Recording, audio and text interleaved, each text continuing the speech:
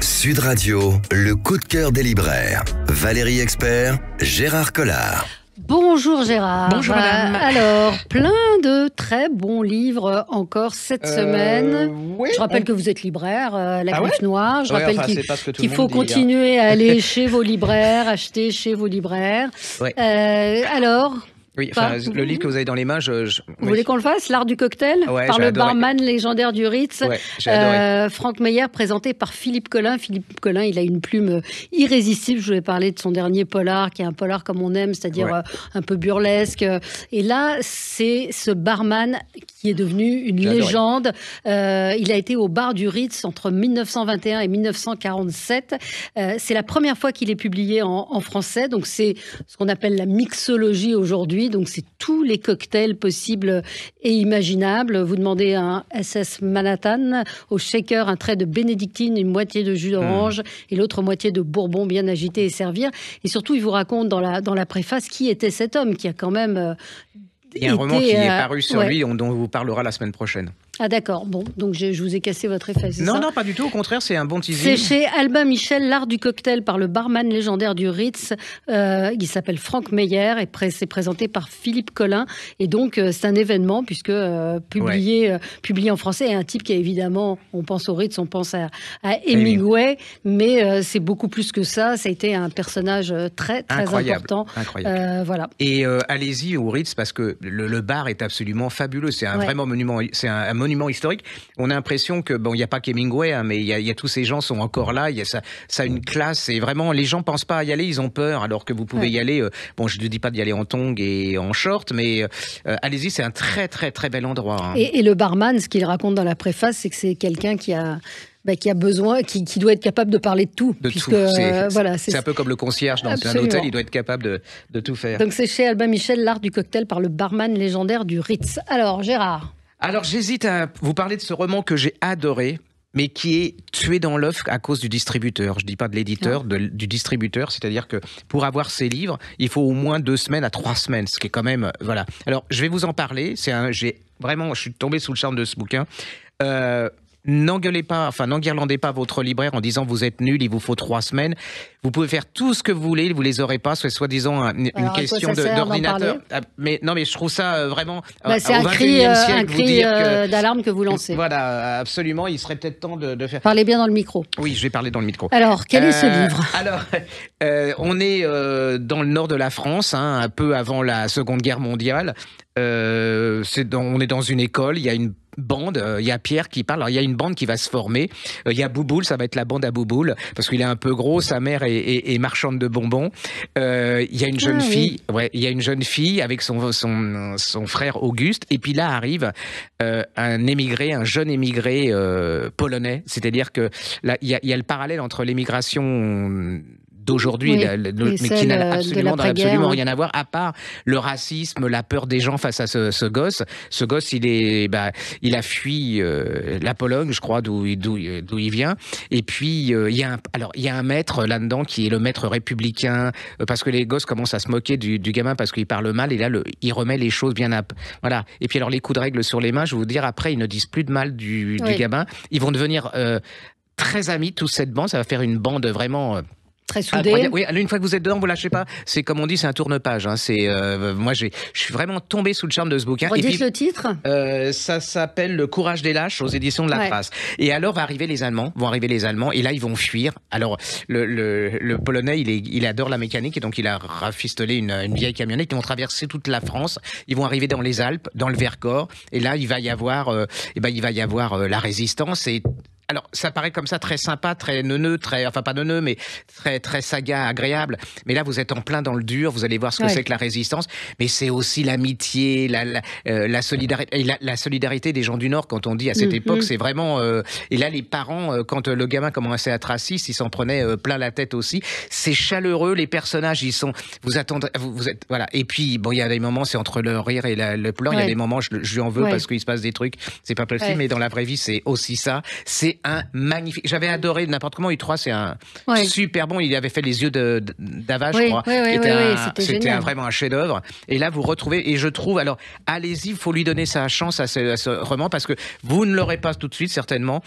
allez chez votre libraire, soyez patient, mais n'importe où on vous en reparlera, et si la situation s'améliore, on vous en tiendra.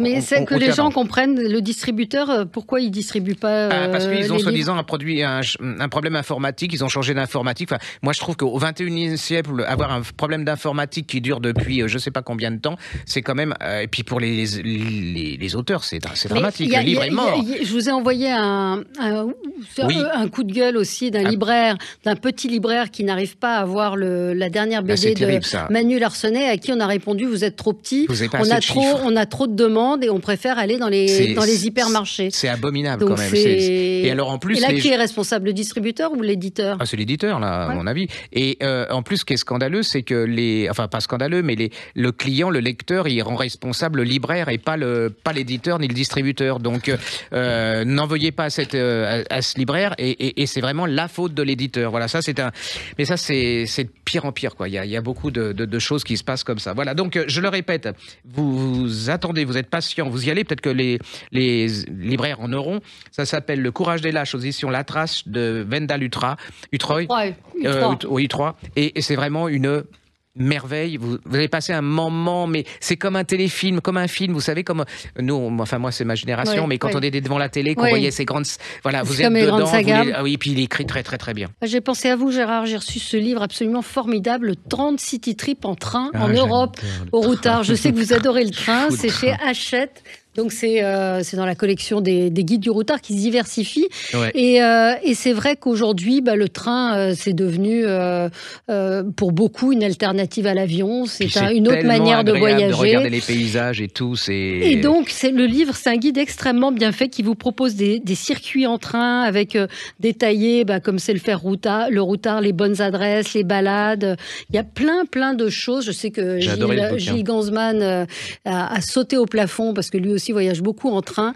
Super bien fait, city trip en train. Et vous savez ce que vous pouvez faire? Vous pouvez le lire en regardant une vidéo aussi, parce que les gens ne savent pas beaucoup, vous tapez sur YouTube, par exemple, vous faites Paris-Marseille en train. Ouais.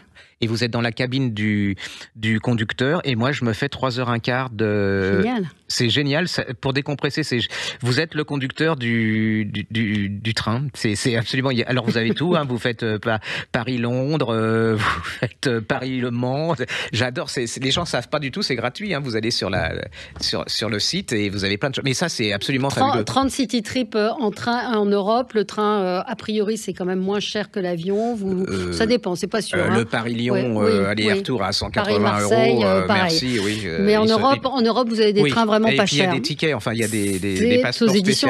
Donc j'ai pensé à vous quand j'ai reçu ce livre.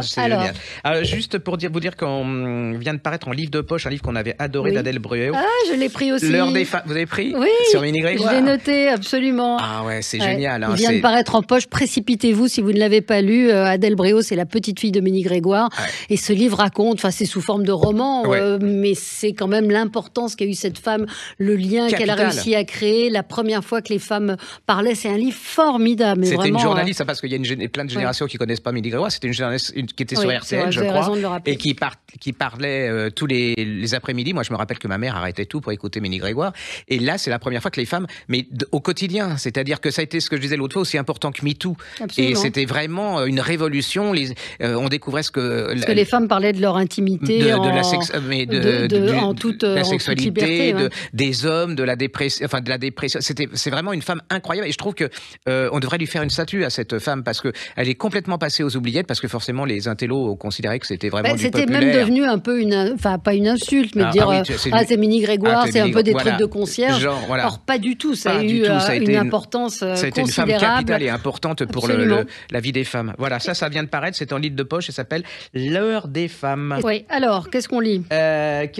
Si, on en avait parlé l'autre jour, mais j'en avais mal parlé, et je trouve que je sais pas, c'est de Anne-Christin Antel, ça s'appelle Génie, c'est 3 femmes de la Batik chez La Belle Étoile. Oui. Et ça, j'ai vraiment, allez-y, parce que c'est une très belle saga, ça sera en 3 volumes. Génie, c'est l'histoire d'une fille qui est fille de pasteur, on est en Finlande, moi je connaissais rien du tout à la Finlande, et alors vous avez le milieu des femmes à cette époque très bourgeois, vous savez, autour d'une tasse de thé, ils se recevaient pour aider les pauvres, alors ils faisaient des manifestations et tout, et elle, dans sa ville, il y a des industries qui se montent, et la condition conditions des ouvriers en Finlande est absolument atroce. J'ai appris des choses, par exemple, que quand les orphelins, quand des fils d'ouvriers étaient orphelins, on vendait les orphelins aux enchères, aux bourgeois, pour que il y a des gosses qui dormaient dans les étables. Enfin, et donc cette fille, elle va se battre contre ça, et elle va être approchée par un jeune étudiant qui veut aider les ouvriers. Et puis, il y a un autre homme, un industriel, et cet industriel, alors lui, elle le déteste parce qu'elle pense qu'il est absolument horrible avec ses ouvriers. Et là va commencer, vous savez, c'est... je vais être très bien avec l'autre qui est pour les prolétaires, mais l'autre, il m'attire, il y a quelque chose. Ouais. Et là, pendant toute cette saga, c'est comment... Et la fin, bon... Alors, c'est un petit côté... Il y en a qui vont me reprocher ça en disant que c'est un peu pas eau de rose, mais c'est facile. Mais j'ai adoré ce bouquin. Et en plus, ça vous nous fait découvrir l'histoire de cette Finlande. Moi, j'étais captivé. Hein. Une fois que j'ai commencé, j'attends le deuxième tome. Dans le froid, c'est pas trop votre truc non plus. Si? Non, mais là, c'est pas... Ouais. Oui, mais il y a la nature, il y a... Alors, redites-nous le titre. J'ai adoré, franchement. Ça s'appelle Jenny, les 3 femmes de la Baltique à la Belle Étoile, et c'est Anne-Christin Antel. Allez, la couverture, en plus, moi j'ai adoré. C'est rose, machin, j'ai adoré. Voilà, on va pas en faire 3 tonnes. À tout de suite sur Sud Radio. Sud Radio, le coup de cœur des libraires. Valérie Expert, Gérard Collard. Alors, au début de cette émission, vous avez pensé à moi pour le train. Moi, j'ai pensé à vous pour la cuisine, parce que je sais que vous êtes gourmande, gastronome. Non, à peine. Oui. Et vous savez, on avait parlé d'un bouquin qui s'appelait Le Tour du monde en 80 jours. Oui. Alors, les auteurs s'appellent William Navarrete et Pierre Bignani. C'est aux éditions Emmanuel Collat. En fait, il avait repris le Tour du monde en 80 jours de Jules Verne. Ils avaient été dans le monde entier. Et là, vous redécouvriez les recettes, mais aussi les gens qui les faisaient, le côté humain de la gastronomie. C'était un truc fort. Ça avait marché, les gens avaient adoré. Alors, si vous l'avez pas lu, lisez-le, parce que c'est vraiment une référence. L'auteur est cubain, il est d'origine cubaine, et on sent, il est... Voilà, et ça, même son style, ça chante, c'est savoureux, c'est gourmand. Enfin, voilà, c'est pour vous. Et puis, il vient de paraître, je suis très, très content. J'ai adoré aussi. C'est toujours des mêmes, de William Navarrete, aux éditions Emmanuel Collat, Le Tour du monde en 80 saveurs, le Tour de France en 80 saveurs. Alors lui, c'est un peu, vous savez, comme il y avait il y avait une vieille édition chez Bolin c'était Tour de France par 2 enfants, qui était un truc ancestral, fin 19e, qui était, et lui, il a refait le Tour de France à travers la gourmandise, mais à travers les gens qui l'ont fait, à travers les immigrés aussi. Comment se sont télescopés les recettes du terroir et les recettes venues d'ailleurs. C'est génial. Ça commence à Nice. Alors lui, il est en cuisine. Hein, il est vraiment, c'est pas le gars qui vient à sa table, qui s'assoit là. Non, il va vraiment à la recherche il a les mains dans le cambouis. On sent qu'il adore ça. Il y a des photos. C'est un beau livre ou c'est non, c'est un livre. C'est comme un roman. Oui, c'est pas très cher. Et une fois que vous êtes dedans, ça vous donne envie d'aller voir des endroits en plus, parce que moi je suis pas très gourmand à part mon micro-ondes, mais là ça m'a donné envie d'emporter mon micro-ondes vers Nice dans le... Qu'est-ce que vous avez envie d'aller découvrir? Vous avez retenu des choses? Particulièrement les recettes de Nice. Allez-y, quand il parle de Nice, on sent qu'il est il est sur son petit nuage. Alors ça s'appelle le Tour de France en 80 saveurs. Voilà, et c'est aux éditions Emmanuel Collat de William Navarrete. Voilà. Alors, ultra drôlissime, Bonne retraite Bernadette. Vous savez qu'il y a une vogue des cahiers de jeux. Ça cartonne. Je pense que vous en vendez beaucoup. Alors au départ, c'était les cahiers pour les enfants, les cahiers de vacances. Et là, c'est mon ami Joël Goron avec Delphine Appiou et Aurélie Baudry-Palmer qui ont décidé de faire un cahier de jeux pour les retraités. C'est vraiment hilarant. Alors c'est retrouver. Il y a des grilles. C'est vraiment un cahier de jeux pour participer. Si vous nous regardez. Donc il y a les mots à trouver. Donc les mots à trouver, c'est lombalgie, kiné, tendinite, marche nordique, ricoré, lait digérable, amplifon. Donc, il y a énormément d'humour. Ça aide peut-être si vous avez des départs à la retraite ou si vous... Ça, c'est joli parce que les gens cherchent souvent des cadeaux à offrir. Absolument. On ne peut plus rien dire, mais vous avez le droit de le penser tout bas. Donc, plus personne ne veut travailler aujourd'hui. Si j'avais bossé comme ça, moi, on m'aurait viré. Le niveau scolaire a baissé. Ils ne savent pas lire en 6e. Il y a des jeux de loi. Il y a des mots croisés. Il y a un truc très drôle. Vous savez, le jeu des 7 erreurs. Des 7 erreurs, non pas des 7 erreurs. Où vous avez le retraité dans son salon. Et donc, c'est 2 fois la même image du papy, assis sur son canapé. Il y a comment occuper les enfants. Êtes-vous une retraitée boulet? Pour vous, retraite rime avec fin de vie, continuité ou nouvelle vie. Votre dernier dîner entre amis date de plus de 6 mois. C'est fait à 4 et a été prévu 2 mois à l'avance. Une tablée de 10 copains. C'est très, très drôle. Et ça, c'est une très bonne idée, parce qu'on n'a vraiment pas d'idée pour... Non, mais c'est vrai, en librairie, les gens nous demandent, mais qu'est-ce que je pourrais offrir de drôle et c'est très compliqué. Il y a plus... là, franchement, c'est génial. Connaissez-vous Emmanuel Macron et sa réforme? Alors, vrai ou faux, il a dit la retraite est une invention de feignasse. Vrai ou faux, pour avoir ses trimestres complets, il devra travailler jusqu'à 92 ans, etc., etc. C'est vraiment un éclat de rire à chaque fois. Il y a un peu de sexe aussi. C'est vraiment très très drôle à offrir à vos amis retraités. Libérés, délivrés, retraités, c'est en sous-titre et c'est donc ce cahier de vacances cahier de retraite chez De Noël et c'est bientôt les vacances à offrir à tous les retraités ou futurs retraités. Alors, vient de paraître, c'est une série qu'on adore, moi j'adorais, mais je suis très méfiant parce que quand il y en a 2 bons, le 3e, je me dis, il va se répéter et tout. C'est le Bureau des affaires occultes d'Éric Foissier. Oui. Et là, c'est le tome 3, ça s'appelle Les Nuits de la peur bleue. Voilà, j'ai adoré. Alors, c'est toujours aussi bien. Vous savez, quand il y avait Jean-François Parot, on se disait, et on n'était jamais déçus. Et alors lui, c'est pour la télé. C'est franchement, là vous êtes dans les années 1852. Vous êtes à Paris. Il y a une épidémie de choléra, ce qu'on appelait la peur bleue. Et là, c'est la panique à Paris. Mais en même temps, dans un quartier complètement sinistre, il y a des assassinats. On poignarde les gens, on leur retire soit un rein, soit un foie, enfin voilà, et va commencer l'enquête. Et en plus, alors vous allez retrouver, alors je sais jamais son nom, c'est l'inspecteur Valentin Verne. Alors lui, il est féru de nouveautés, de tout ce qui est nouveau. C'est un peu la naissance de la médecine légale. Il y a Aglaé, alors Aglaé et voilà, enfin bon, je vais pas vous. Alors il y a de nouveau, il y a l'entourloupe. Alors l'entourloupe, c'est un escroc qui, bon, il s'est un peu mis de côté, il est repenti, il va les aider. Et puis il y a Tafik. Alors Tafik, c'est le un ancien mamelouk de l'armée napoléonienne. Et là, va commencer une enquête, mais là-dessus vient se greffer Vidocq. Vidocq, il est à la recherche de 3 savants spécialistes du choléra qui ont disparu. Et ça va à 100 à l'heure. Il a l'art de reconstituer le Paris du 19e. J'ai l'impression, vous savez, quand on met des lunettes vidéo, on est dedans. Et dans ce bouquin, j'ai l'impression d'avoir des lunettes vidéo qui me baladent dans tout Paris du 19e. Les personnages sont super bien psychologiquement faits, parce que souvent dans les polars, c'est le suspense qui compte là, et les personnages sont pas... Là, ils sont super bien campés. Allez-y, vous serez pas déçus. C'est vraiment, moi, j'ai retrouvé tout le plaisir des 2 premiers. Ça s'appelle Les Nuits de la peur bleue d'Éric Foissier chez Albin Michel, et c'est dans la série Le Bureau des affaires occultes. Franchement, c'est une pure merveille. Ça marche, puis vous pouvez lire les précédents. Allez-y, c'est en poche. Ça coûte pas cher. Je vous conseillerais vous prenez les 3, vu le... Bon, vous avez vu le temps qu'il fait, il pleut, machin, c'est un enfer. L'inflation repart et le chômage, enfin tout. Donc, vous prenez les 3, les 2 en poche, et vous allez suivre les aventures de Valentin Verne, et c'est absolument fabuleux. Et là, effectivement, c'est des livres qui sont puis c'est en même temps, pas, pour ainsi dire, du roman, enfin, c'est de l'histoire, parce qu'il reconstitue tellement bien l'époque. Vous allez croiser George Sand. Voilà, franchement, c'est bien foutu. C'est bien foutu. Alors, un petit livre qui a beaucoup plu à mon petit-fils, je vous le dis, Gadou, le doudou dessiné de Monsieur Tran. Ça ressemble un petit peu à des mangas, et en fait, c'est les premières bandes dessinées pour enfants. Il y a 3 ou 4 cases et ça raconte une histoire, le trésor. Donc voilà, j'ai trouvé une carte au trésor. C'est des petites cases et c'est hyper ludique, c'est super joli. C'est un petit ours. Je sais que ça ressemblait au manga évidemment parce que c'est japonais. C'est un petit panda et chaque jour il peint des tâches et il se réinvente. Et c'est pour apprendre aux enfants à faire des bandes dessinées. C'est chez Mr. Tran & Co. Gadou, le doudou dessiné de Mr. Tran. Alors, moi, je vais vous donner du pas cher et du très, très, très, très, très, très bon, par un de mes écrivains anglo-saxons préférés. C'est en folio, il s'appelle Sébastien Barry, et ça s'appelle Des jours sans fin.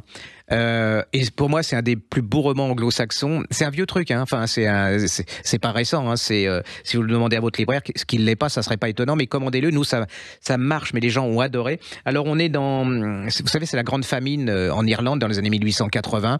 Il y a Thomas c'est un jeune Irlandais, il a faim, hein. Il quitte l'Irlande et il va se retrouver aux États-Unis. Et là, il va rencontrer un garçon de son âge, John. Et John, ils vont être en couple. Vous savez, il y avait eu ce film des cow-boys. Et là va commencer. Alors, c'est contraire de ce film-là parce que ouais, mais là, c'était pas assumé, c'était triste. Or là, il s'est complètement assumé et tout. Et là va commencer une aventure absolument incroyable. Hein. Je suis rentré dedans.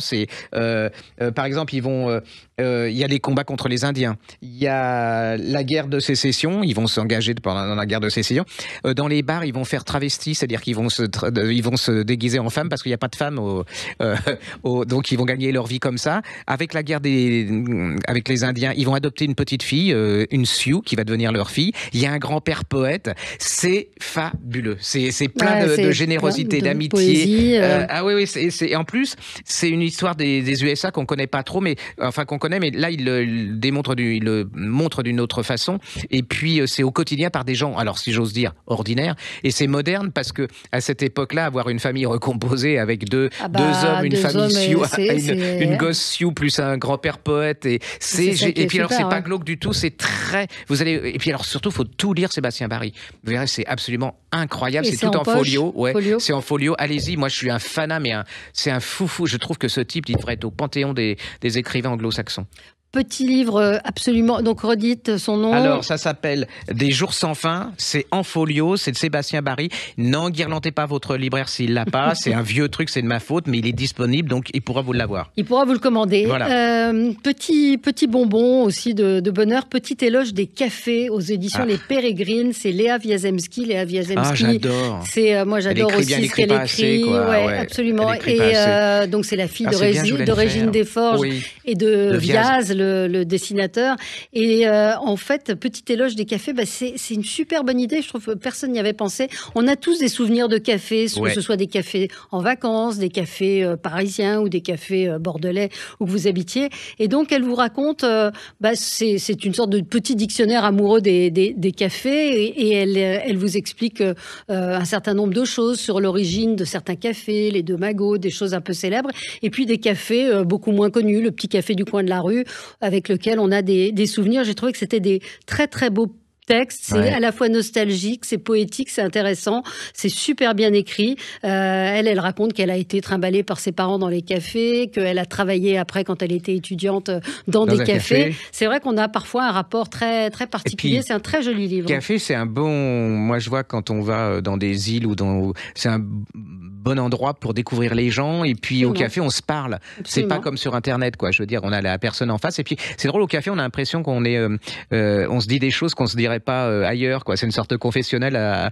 au soleil ou à ciel ouvert. Enfin, moi, j'adore le café, hein, donc. Et puis il y a les cafés des autres aussi dont elle parle. Vraiment, allez-y, c'est un petit livre, petit éloge des cafés aux éditions Les Pérégrines. C'est Léa Wiazemski. Et juste pour finir, comme vous, ça s'appelle Les Jeux Olympiques de David Aucoq.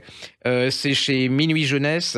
C'est des pop-up. Alors, c'est génial. Vous regardez les pop-up, c'est ces livres qu'on ouvre et qui. Et regardez. Oh, waouh, les tennis, c'est un peu rétro dans le dessin. Donc, mais c'est sympa. C'est pour expliquer les différents sports aux enfants. Et les gamins qui savent pas souvent choisir le sport qu'ils veulent faire, ça peut être une bonne idée pour leur donner un panorama. Le graphisme est très beau. Hein. Il est joli. Hein. Très franchement, beau. C'est voilà.